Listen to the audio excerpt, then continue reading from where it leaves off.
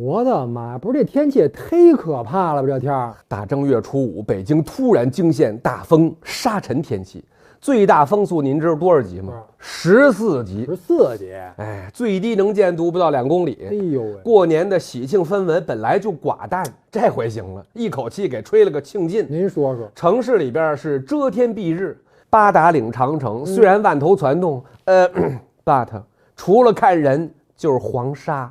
北京城外，尤其内蒙方向，更是黄沙如扯地连天的高墙一般，排山倒海，滚滚而来啊！